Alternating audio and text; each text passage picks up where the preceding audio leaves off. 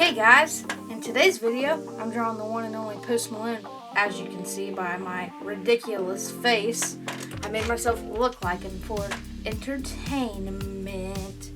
Okay, so I'm going to use a cheaper supply, Sharpies, because it don't matter how much your supply is, you can still have fun and get creative with it. So let's get into it.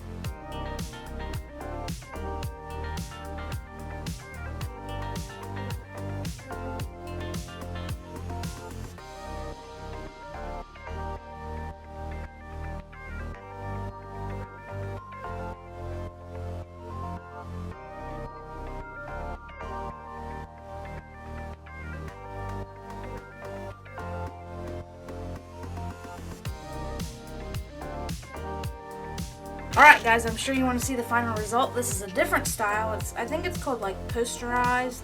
That's what I do, and like when I edit the picture I posterize it so I can see different shapes, and it's fun to do. So let's show you the final result. I'm pretty happy with this turnout.